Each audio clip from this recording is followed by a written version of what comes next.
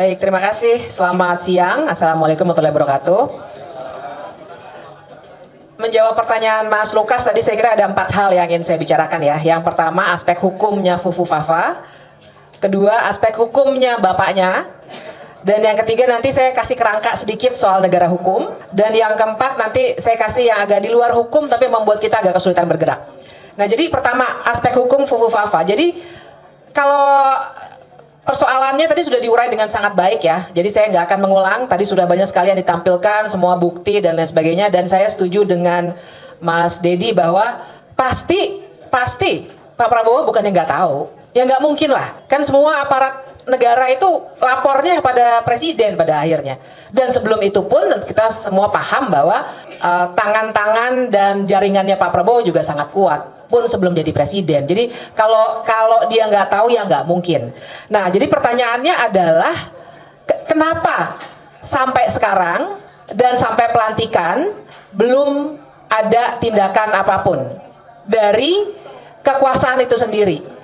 Nah, jadi Ibu dan Bapak sekalian, saya ingin membahasnya pertama-tama dari aspek timeline dulu deh. Dan kita semua tahu Pilkada ini juga luar biasa, nggak kaleng-kaleng ini semua, maksud saya pilkada serentak yang luar biasa banyak dan sangat kelihatan tuh antara yang didukung oleh kekuasaan, bahkan kalau saya hobinya sambil jogging tuh dengerin bocor alus ya, jadi saya dengar bocor alus yang Sabtu kemarin tuh ada acara di mana ada yang ke Solo lah gitu berkonsultasi, dan kemudian setelah itu sampai ada yang sudah beredar ya surat, bayangkan sudah nggak malu-malu bahkan untuk mengeluarkan surat resmi pakai kop, walaupun kopnya bukan gambar Garuda tapi nama, tapi kan artinya ada yang memang sedang betul-betul dipertaruhkan paling tidak sampai besok atau sampai semua kepala daerah selesai urusannya bahkan di Mahkamah Konstitusi. Jangan lupa nanti ada sengketa pilkada kan segala macam. Nah, jadi itu satu ya, timeline pertama. Timeline 1B-nya adalah kalau kita semua melihat, kita selalu ngitung 100 hari, 100 hari, 100 hari. 100 harinya, Ibu dan Bapak sekalian dan kawan-kawan, kita harus hitung dengan memperhitungkan pilkada, tapi juga dengan memperhitungkan aspek-aspek lainnya untuk menjaga supaya ada kestabilan politik. Paling tidak di mata pemerintah yang sekarang. Kestabilan politik ini kelihatan sekali mau dijaga dengan rapi. Kita tahu sekarang ada kantor komunikasi presiden yang lebih rapi, dengan segala macam ininya ya, jajarannya kita semua tahu, banyak kawan-kawan kita juga di situ. Jadi ingin dijaga betul, dan teman-teman dan ibu bapak ingat bahwa ada laporan juga bahwa ada permintaan misalnya kepada Komnas HAM, paling tidak itulah yang diberitakan oleh Tempo, meminta supaya kasusnya Cak Munir itu jangan diapa-apain dulu paling tidak sampai 100 hari. Jadi mau dijaga betul kestabilan politik dalam tanda kutip. Nah, jadi itu yang harus kita baca untuk menjawab pertanyaan, apakah nanti akan ada sesuatu setelah 100 hari? Itu satu ya, pertanyaan pertama. Pertanyaan keduanya adalah, sesuatu itu apa? Nah, jadi yang dipaparkan oleh Mas Roy tadi, sebenarnya saya mau bilang, kita jangan berharap sama pidana, Mas Lukas. Karena kalau pidana, kita mau pakai apa? Pasal apa? Penghinaan presiden. Pembuktiannya luar biasa. Ibu bapak ngomong-ngomong soal itu ya, saya tuh baca putusannya Bawaslu ketawa tuh, yang apa tuh bikin video tuh katanya nggak bisa kena karena kalau dibuatnya videonya hari Minggu katanya gitu ya, artinya presidennya lagi nggak jadi presiden. Saya bilang sama teman-teman saya, kalau gitu kita hina-hina aja yuk, kasarnya gitu ya, kita hina-hina aja yuk, pasal penghinaan presiden nggak bisa kena ke kita kalau hari Minggu, karena hari Minggu dia bukan presiden. Maksudnya itu logikanya ngaco ya. Tentu saja saya nggak menyuruh orang menghina presiden, tapi logika itu kan ngaco gitu. Jadi itu ya, Ibu dan Bapak, saya agak melenceng dikit karena saya kesel lihat putusan itu. Nah, tapi begini, jadi pasal pidana menurut saya akan sangat susah untuk kita masukkan. Pasal penghinaan presiden, nanti kita harus berdebat di persoalan teknisnya. Tapi ada satu sebenarnya yang membutuhkan proses politik, jadi dia hukum dan politik berkelindan, yaitu pasal pemakzulan. Pasal pemakzulan, Ibu dan Bapak, saya sebenarnya ada satu bahan lama yang tadi saya screenshot aja, nggak usah dibagi, nggak apa-apa. Saya bacakan aja ya pasalnya ya. Ada pasal 7B dalam konstitusi kita yang bilang bahwa, saya bacakan aja ya Ibu Bapak ya. Pasal 7B ini bilang bahwa 7A-nya dulu, presiden dan wakil presiden dapat diberhentikan. Presiden dan atau, bukan hanya presiden, tapi juga wakil presiden dapat diberhentikan oleh MPR atas usul DPR karena melakukan apa sajakah itu. Nah, ini yang menarik.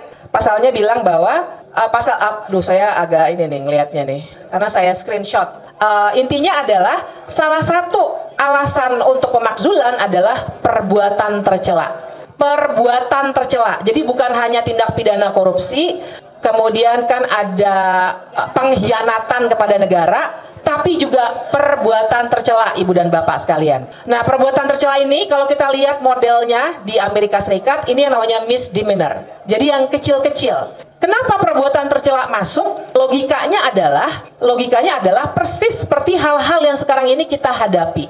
Nggak perlu jadi koruptor. Jangan sampai lah ya. Nggak perlu jadi pelaku kekerasan, tapi begitu dia sudah adabnya, tindak tanduknya, pikirannya sudah tidak lagi sesuai dengan syarat seorang presiden atau wakil presiden dan janji dan sumpah jabatannya, dia bisa kena pasal pemakzulan. Nah, jadi kalau saya sih menyarankan ke situ ketimbang pasal-pasal pidana. Karena kalau pasal pidana nanti kita akan ribet lagi dengan persoalan-persoalan teknisnya, terutama ini adalah pejabat negara. Ibu dan Bapak tahu kalau pejabat negara itu artinya juga secara pelaporannya misalnya ke polisi ya, kalau pasal biasa penghinaan presiden atau undang-undang ITE dan lain sebagainya, kita kan kalau lapor ke polisi.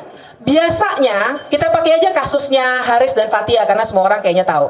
Haris dan Fathia maupun Pak Luhut dua-duanya melapor ke polisi. Tapi mana yang diproses? Laporannya Pak Luhut lah. Jadi bisa diduga kalau kita melapor dengan undang-undang ITE atau undang-undang KUHP, kita nggak akan direken, Ibu dan Bapak sekalian. Perlu saya ingatkan bahkan nih ya, Fufu-Fafa bisa naik, itu kan juga sebenarnya melanggar undang-undang tentang penyelenggaraan negara yang bersih dan bebas KKN. Sebenarnya. Nah, waktu itu ada kawan yang melapor. Ditindaklanjuti atau tidak oleh aparat negara? Tidak. Jadi lebih baik kita berfokus pada aspek politik dari kasus perbuatan tercela ini. Dan sedikit saya kasih referensi buat contoh ya. Di Amerika Serikat, misdemeanor itu ya, itu luas banget memang. Bill Gates, nah Ibu dan Bapak tahu Bill Gates, ingat ya Bill Gates ya. Kasusnya kan sebenarnya ini ya, kekerasan seksual, tindakan cabul ya kan. Monica Lewinsky, pasti masih ingat. Kok Bill Gates sih? Bill Clinton maksud saya, sama-sama Bill soalnya. Sorry. Maksud saya tentu saja Bill Clinton. Ada ya. Bill Clinton kasusnya adalah tindakan cabul dengan Monica Lewinsky. Tapi waktu dia diupayakan untuk dimakzulkan, tapi gagal ya Ibu dan Bapak. Yang dipersoalkan adalah kebohongannya kepada publik. Karena dia ngaku di hadapan publik bahwa saya tidak melakukan itu. Belakangan terbukti. Wah, jadi itu legal battle-nya luar biasa. Saya sendiri mengikuti karena itu menarik sekali. Karena dia pakai, ya di mana-mana kayaknya politisi sama ya. Kalau ada aspek hukum tuh belok-beloknya banyak sekali gitu. Nah, jadi waktu itu yang dia dipakai bukan tindakan cabulnya Bill Clinton itu sendiri terhadap atau kebalik Monica Lewinsky, tapi kebohongan dari Bill Clinton bahwa dia tidak pernah melakukan tindakan cabul itu. Nah, itu satu ya, Fufu-Fafa. Yang kedua, PR dari Mas Lukas adalah bapaknya. Nah, kalau bapaknya saya kira saya sudah banyak ya, dan sekarang persoalannya gini, tentu saja kita tidak lagi bisa pakai pasal 7A itu, karena Jokowi bukan lagi presiden. Nah, tapi saya harus bilang, kalau dia sudah tidak lagi jadi presiden, maka sesungguhnya hukum pidana maupun perdata bisa berlaku terhadap seseorang siapapun dia. Ibu dan Bapak jangan pernah lupa bahwa Soeharto sebenarnya perdata dia satu kalah, Yayasan Super Semar satu kalah. Pidananya sebenarnya jalan tapi di stop waktu itu oleh Jaksa Agung. Nah, jadi ada kunci di situ Jaksa Agung. Tapi jangan lupa bagaimana kita bisa membongkar kelindahan ini, karena Jaksa Agung adalah anggota kabinet, dipilihnya oleh presiden yang baru tentu saja. Nah, jadi ini mungkin barangkali sesuatu aspek politik yang nanti oleh para narasumber yang lain bisa digali lebih lanjut. Nah, sorry saya kelupaan. Untuk Fufu-Fafa tadi tantangannya adalah prosedur. Karena tadi 7A ya alasannya perbuatan tercela. Prosedurnya adalah DPR harus bersepakat dulu 8 fraksinya untuk bilang bahwa ini ada pelanggaran konstitusi. Itu aja udah menantang pasti. Nanti Bang Deddy saya kira harus mengulasnya ini. Sangat-sangat menantang pasti. Kalau DPR sudah setuju, DPR harus mengirimkannya ke Mahkamah Konstitusi. Mahkamah Konstitusi akan memeriksa secara hukum. Kalau terbukti, nah mungkin nanti Mas Roy bisa dipanggil oleh Mahkamah Konstitusi, maka Mahkamah Konstitusi akan ngirim balik ke DPR, kemudian DPR bikin sidang MPR, berarti DPR-nya sekarang plus DPD. 2/3 harus setuju.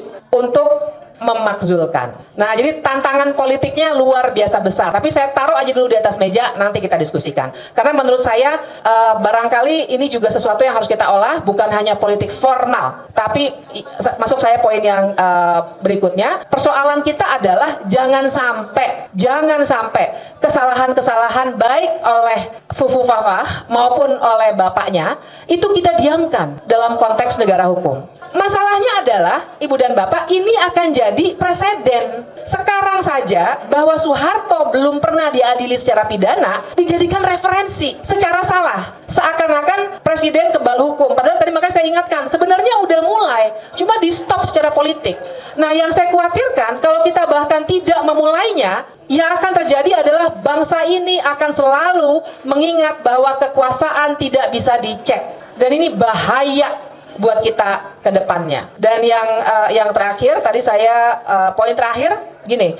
Masalahnya adalah kalau Milan Kundera sering banget sudah dikutip ya, udah agak-agak ini ya, udah agak terlalu pasaran barangkali dikutip, tapi tetap relevan. Perjuangan melawan kekuasaan adalah perjuangan melawan lupa. Nah, yang saya khawatirkan Ibu dan Bapak sekalian, secara hukum sulit, secara politik yang saya khawatirkan kalau hal ini tidak kita narasikan terus-menerus, ini akan tenggelam. Bukan hanya secara hukum, di media sosial sampai udah ada yang nyela-nyela, oh Fufu Fafa itu Roy Suryo gitu kan.